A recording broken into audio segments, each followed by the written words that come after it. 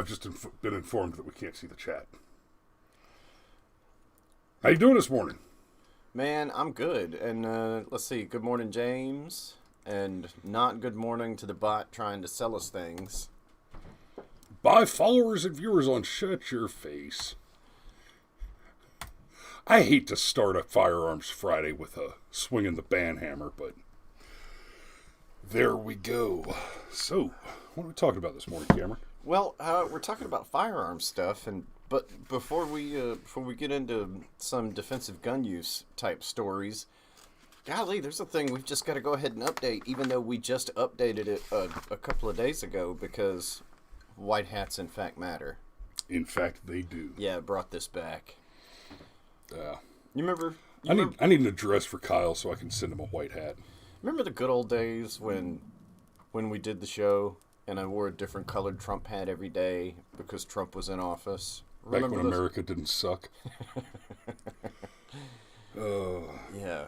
So, Kyle Rittenhouse, and look, I'll just go ahead and jump. Back when your wife didn't have to get a job to pay for gas. Yes. So, Kyle Rittenhouse, obviously a story we have followed like a lot on this channel.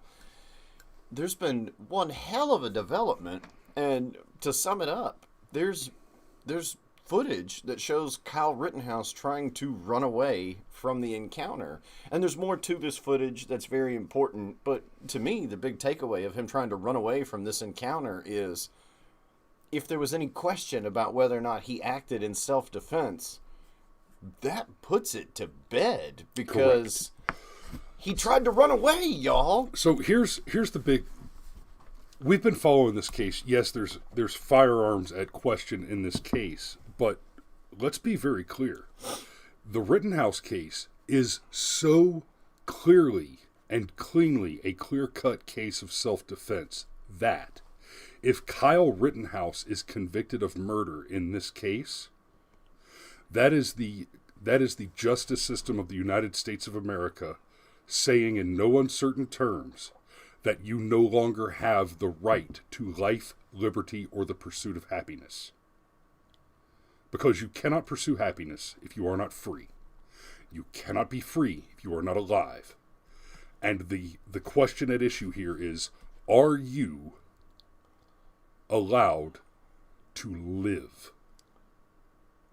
Are you allowed, in the face of violence, in the face of serial career criminals in the act of committing massive crimes in service of a riot on behalf of a violent terrorist organization for clear political purposes, who are in no uncertain terms having stated aloud and plainly that their clear intent is to cause your death?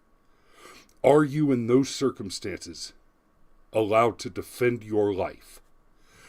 If the court answers no, then you do not have the right to live. This is an incredibly important case. And what is very, very clear here is that the Democrat Party and those who vote for them and support them through holding big protests and supporting groups like Black Lives Matter and Planned Parenthood and the like,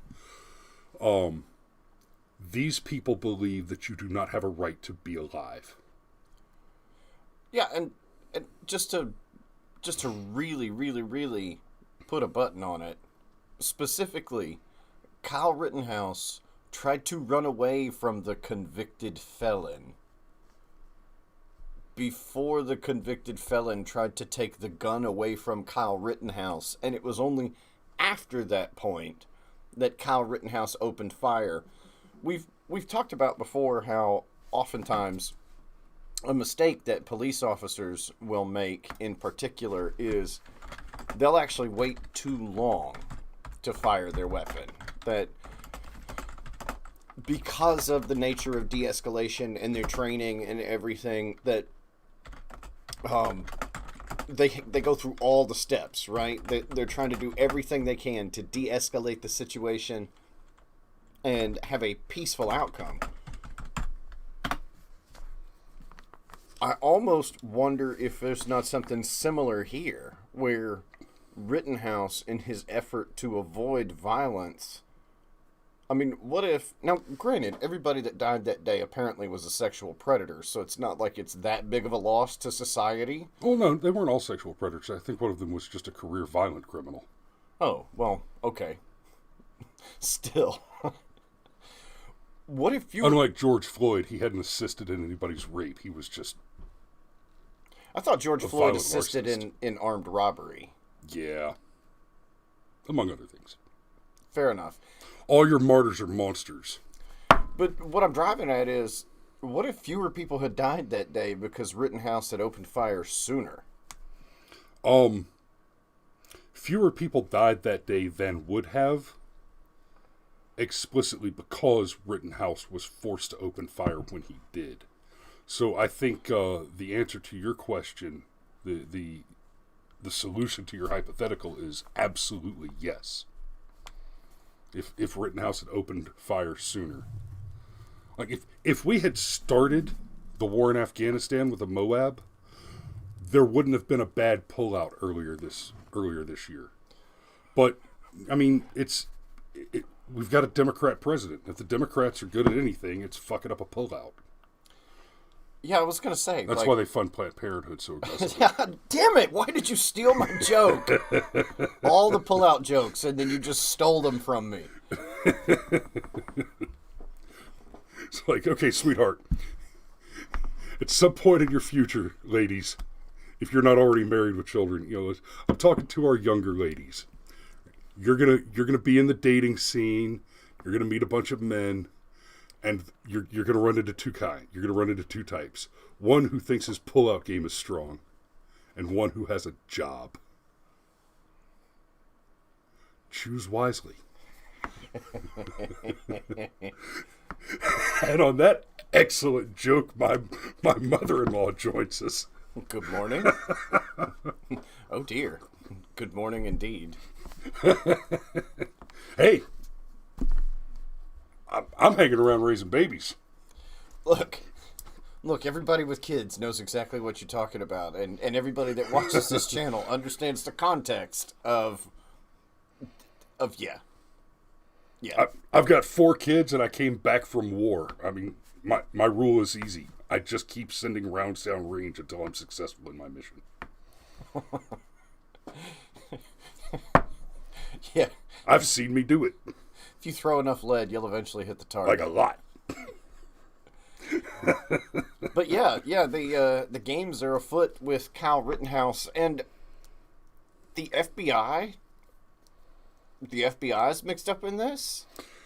Why don't you just we're gonna have some shocked? fun. We're gonna dig into the FBI a little bit today.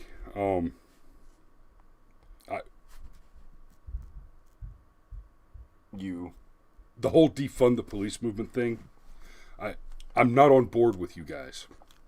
Not the way you think you want me to be. But when we look at the FBI may never have been a legitimate law enforcement agency. They certainly are not a legitimate law enforcement agency today. Today, the FBI is an organized criminal organization working in explicit contradiction to the interests and the defense and the upholding of the U.S. Constitution. The FBI is an enemy of the state. Yeah, and in this case in particular, apparently they have drone footage. Rittenhouse's defense has requested the drone footage multiple times because, footage is important. And it's not that video can't be manipulated. It can, but somebody like, I don't know, a couple of dudes with experience with editing video could even look at an edited video and go, oh, hold on a minute now. Yep. And like we've said on this show before, I mean, we've shot commercials, we've shot corporate video, we've shot weddings, and I tell you what, I can make beautiful wedding movies. I've seen me do it. But I can also turn your wedding vows into a ransom note. Please believe The power of the editor is unparalleled. Propaganda is a magically powerful tool. Now, real quick, the Juggernaut Breach says, can't believe the prosecution was able to describe the first shooting as Rittenhouse chasing the child molester, shooting him in the back, and then keep his ability to practice law. Should be disbarred. You are absolutely correct. Just a little context before we dig a little deeper into this. The prosecutor opened his opening remarks by claiming that Kyle caused the death, of serial child molester, child rapist, serial forcible sodomist, Rosenbaum, with a shot to the back. Correctly stated, what happened is Kyle fired 4 rounds. The first 3 striking Rosenbaum in the front as Rosenbaum charged at him with a chain in his hand, declaring that he intended to cause the death of Rittenhouse on video from multiple angles. And after having suffered 3 bullet wounds in charge, his momentum carried him to the ground, so he was falling forward when the 4th round arrived at its destination, and so it hit him in the back because he was already falling from the first 3. That is excellent marksmanship, for one, on the part of Rittenhouse. Well played, sir. And apparently the ME has declared that it was the 4th shot that caused the death of Rosenbaum. Now, we know from the video on the ground that Rosenbaum did not die instantly when the 4th shot hit him, because Rosenbaum hit the ground and was still alive long enough for people to come over and attempt to render aid before he died of his wounds. Which, by the way, thank gods for that. So, Juggernaut is absolutely correct. This lawyer should have been disbarred before he could finish his opening statements, because of the way that he attempted to characterize dishonestly. Like, for him to say that it was a shot to the back that killed him, for the ME to report that it was the shot to the back that killed him, is dishonest. Well, I mean, forensically, and I'm just go for it. I'm just saying. Go for it. No, seriously, go for it, and let's argue this a little bit. I mean, forensically, they can prove a lot.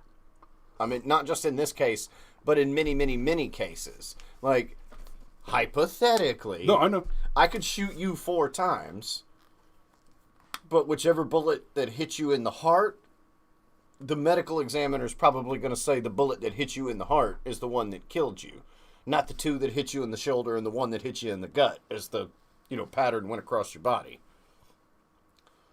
So the one that hits you in the heart, 99 times out of 100 is going to cause instant death.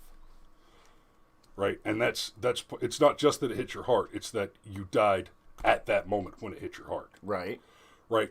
So if you've got 1 in your heart and 3 more in your body somewhere else, and you bleed out, you don't die instantly from the shot to the heart. That may be the single most traumatic exacerbating factor, but cannot be said conclusively to be the sole cause of death without the exacerbating circumstances of the other several rounds, right? Because you bled out. And that's what I'm saying about the shot to the back. Since it didn't kill him instantly, then it has to be that, at a minimum, its trauma was exacerbated by the existence of the previous 3 injuries. So it cannot conclusively be said to be the sole cause of death, which is what the prosecutor claims that the ME says is the case. Fair enough. It's just when we're talking about that kind of evidence, I think it's important to really explore it all the way down, because, we're not doctors. We're many things, but doctors are not among them. So yeah, still, man, just the whole thing, just the fact that his defense is requesting this footage, because there's already footage that we know what we know at this point in time because of like shaky cell phone footage and stuff like that. And we know this drone footage exists, and we know that Rittenhouse's defense has requested it. So let's say the entire incident lasted, I don't know, 10 minutes, just for the sake of argument. So what Rittenhouse's defense wants is about 11 minutes worth of video, because they want the 30 seconds preceding the 10, and then they want the entire 10 interrupted minutes, and then they want the 30 seconds afterwards, so that they can examine it, and then they can show it to the jury, and they can say, hey, look, here's my client, here's his story. You notice how, like, a lot of the things in his story also line up with exactly what we're showing you in this video? Right. It's time to let this go. And what's terrifying about this, and I think this is kind of related to the Jussie Smollett thing, and don't get me wrong, I think Jussie Smollett's guilty, right? But I still think he gets all the benefits of the doubt and whatever. Well, he gets a fair trial. Well, except he didn't. Well, look, in this case, okay, benefit of the doubt is, look, right? So rolling on. Yeah, rolling on. You in your opening monologue, you talked about how this has the potential to be a dramatic miscarriage of justice. What's important is the reason why there is a possibility of Kyle Rittenhouse being convicted of murder is because Kyle Rittenhouse was charged with murder. And that's incredibly important. Alex for Polytech has a comment. Let me circle back to that in just a moment. But it's important to, okay, I can get my thread back. I can do it. In any case, whether or not you're guilty or you're innocent or any of that, okay, being charged with the crime in and of itself is terrifying because the state has decided to leverage its power of violence and force against you. Now, you have certain rights, you know, the right to a defense, the Fifth Amendment, all of that kind of stuff. But if you're never charged with the crime, you're never going to be convicted of a crime, right? And even if Kyle Rittenhouse walks away from all this, and I think given the fact that this evidence exists, there's a good chance that that'll happen. Not a 100% chance, but a good chance. He still lost over a year of his life. He still had to pay. What do you think his lawyers are charging him? How many hundreds of thousands of dollars? That's and it's not that the defense attorneys aren't worth every penny. That's not the point. The point is that they needed to be paid anyway, and that Kyle Rittenhouse was arrested, did have to post bail, probably has got a list of restrictions on him that he's basically still arrested. He's just now arrested at his home as opposed to, you know, in jail. So, and Polytech, and good morning. And if you guys covered this on your show last night, sorry, I was working. But I promise I'll get caught up this morning. I love watching you guys as I finish my coffee. I was hanging out with my in-laws and my kids last night because my in-laws are in town. So Alex from Polytech says, I think if they consider the immediate events leading up to the shootings, it would be self-defense. But apparently the jury instructions will not include a self-defense element, and that's a nail in the coffin to Rittenhouse. So here's the thing. Yeah. Here's the thing. This is where it's going to come down to those defense attorneys that probably cost $250,000. Just at a guess, that would be my $250,000. Like sound about right? Okay. The jury instructions will not include it. However, the prosecution cannot refer to any of the people that Rittenhouse shot as victims. Can refer to them as rioters. So if his defense does its job, they will instruct the jury to consider this self-defense from rioters. That's basically what all this is going to hinge on. These fiery but mostly peaceful protesters. Yeah. Is that joke ever going to get old? Nope. So, as we're looking at this case, you pointed out, Cameron, that no, you didn't. I was going to point out from what you were saying. So in the opening statements, basically, the only difference between the fact claims made in the opening statements of the prosecution and the defense, the fact claims, not the framing devices, right? Like, the prosecution, like I said, he opened by trying to frame that one of the 4 rounds hit Rosenbaum in the back means that Rosenbaum was shot in the back and killed. Clearly trying to influence the jury by telling them falsely, not by, this is a framing device where you're not just trying to alter opinion, you're trying to place an opposite, you're trying to place a counterfactual into the narrative. He tried to convince the jury with his opening statement that Rosenbaum was running away from Rittenhouse when Rittenhouse shot him in the back. Without saying that statement precisely, he attempted to frame that the 4th round hitting Rosenbaum in the back because Rosenbaum was falling forward under his own momentum is the same as Rosenbaum attempting to run away from Rittenhouse when he was murdered in cold blood by a shot to the back, which is a fucking lie. And this attorney should be disbarred on those grounds alone. And then he goes on to describe that there's surveillance footage from the FBI that will prove that Rittenhouse was chasing Rosenbaum, and explains that the video has been edited, but that was done by the FBI before our office received it, and we cannot control that. And that is where this gets very interesting, because the only differentiation between the 2 fact claim sets, between the prosecution and the defense, is the prosecution is leaning on the idea that this FBI surveillance video will show that Rittenhouse chased Rosenbaum. Now, before we get into that, understand there are several, we're talking dozens and dozens of people who were shooting this footage on their cell phones and live streaming it to Facebook, etc., all of which show Rittenhouse running with a fire extinguisher to go put out a dumpster fire, at one point running past Rosenbaum before they've become entangled and the incident has occurred, and running away from Rosenbaum after Rosenbaum, armed with a chain,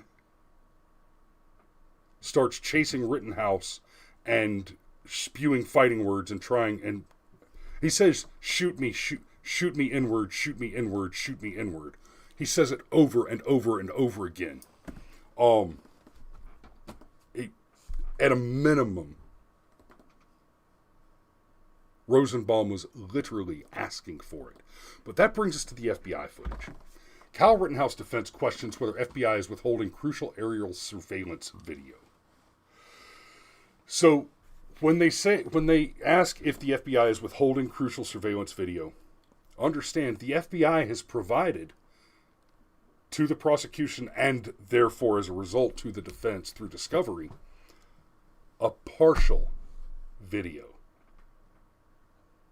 One might even go so far as to say evidence which has been tampered with. So Rittenhouse's lawyer suggested Tuesday the FBI might have destroyed or is withholding aerial surveillance video of the Kenosha intersection where his client killed a man. Prosecutors are relying on some of that video for a key part of their case, but the defense suspects there may be more or better video that tell a different story. And to say suspects, we're beyond suspects just by the statements made in this article, right? I'm going to skip over the 18 charge, blah, blah, blah. On Tuesday, prosecutor had called FBI technician Brandon Kremen, who they had asked not to be shown on camera because of sensitive issues related to his employment. That's fine. Appearing in the courtroom with an FBI lawyer, testified he was on an airplane 8,500 feet above downtown Kenosha on August 25th, 2020, taking video with special infrared camera. Assistant District Attorney Thomas Binger played a portion of the video, but the video was not carried on the live stream outside the courtroom. The infrared camera produces a bright black and white, it's an infrared camera, we know how that works. people captured the footage appear as white dots. The testimony was meant simply to provide the basis for Binger's expected later use of the video, which he has said will show that Rittenhouse chased Rosenbaum and had some kind of confrontation before the tables turned on and Rosenbaum chased him. In a short, aggressive cross-examination, defense attorney Mark Richards pressed Crammond for details about the camera's resolution and other technical aspects of the operation that Crammond said he didn't know. How the hell do you not know it?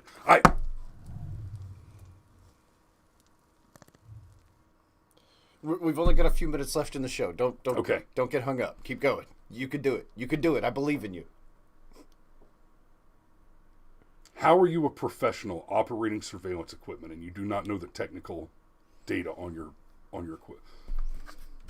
My rifle weighs 7.3 pounds with a fully loaded magazine. It is a gas power. I mean, how do you not know the resolution? How many megapixels is your favorite camera? My newest camera is 20 megapixels. My favorite camera is not a stills camera, so it's 4K resolution. It'll shoot 60 frames per second at 2K, which isn't true 2K. It's 2.734.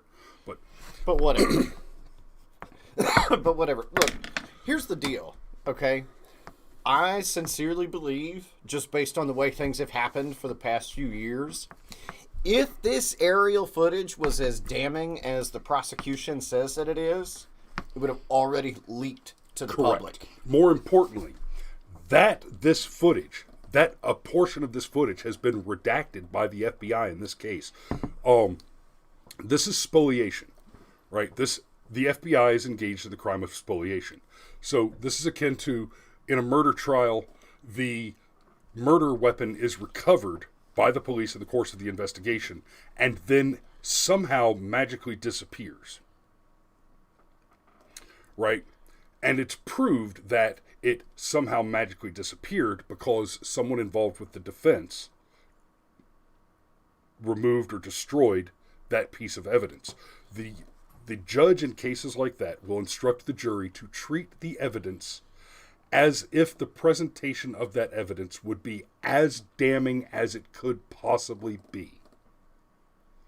So if in the case of a murder weapon, the weapon is destroyed before it can be presented as evidence and considered as evidence, then we will assume that the weapon had conclusive fingerprints on it, probably inside the barrel and the chamber as well, where you're not likely to get them by casual handling, etc., etc. That this weapon proves that the murder was committed with this weapon by the person who was handling, who happens to be the defendant in the case.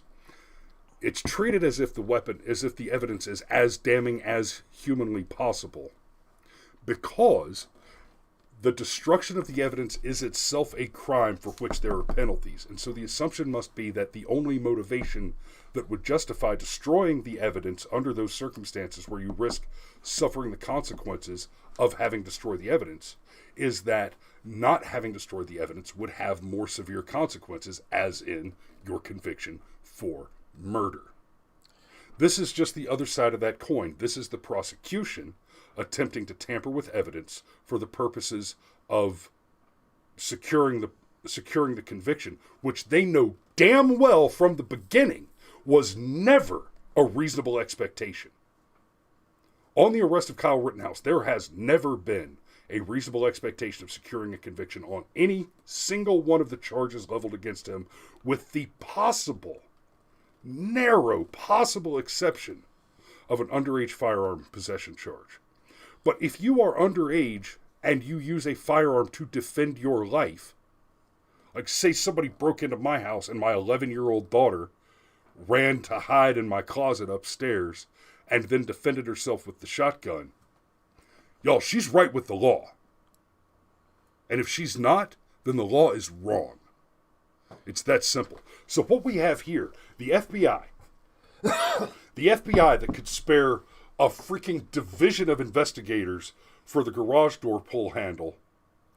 Right? The FBI. The Bubba Wallace noose. The FBI that can have dozens and dozens of agents looking for Gabby Petito and Brian Laundrie, and then Dog the Bounty Hunter narrows down their search for them. In 24 hours? Right? The same FBI that has reported many, many successful thwartings of terrorist activity, which have turned out to be FBI operations. The same FBI that purports to have thwarted the kidnapping of Governor Gretchen Whitmer turns out to have orchestrated and conducted the entire operation itself. That FBI clearly... The same FBI that investigated the Steele dossier situation? That one? You mean the same FBI that hired and paid the generator of that dossier, who was there consequentially through paid with by Perkins Coie as a cutout from the Clinton Foundation and the Clinton not the Clinton Foundation, the Clinton campaign, at the same time that the Clinton campaign was accusing Donald Trump of doing the thing that they were doing by funding that particular operation? That FBI? Yeah, that FBI. You know what's terrifying is we could do this all day. Yeah, I've got more. Anyhow, look, we're long. This FBI. That one. So yeah. the FBI is not an organization of law enforcement agents. The FBI is now an organization of DNC agents. They're an organization of BLM agents. Their activity does not reflect the conduct of law enforcement. It reflects the conduct of political enforcement. Look, the FBI and the DNC are not separate organizations anymore. And that has been true since at least the time of Barack Obama and probably much longer.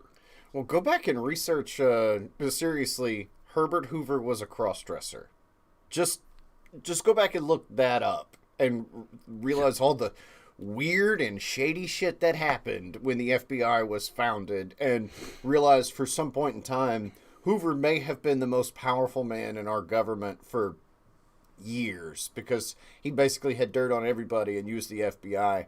And look, I really want to touch on some of the text in here, because we're running long, but I want to get this out here and in this part of the video.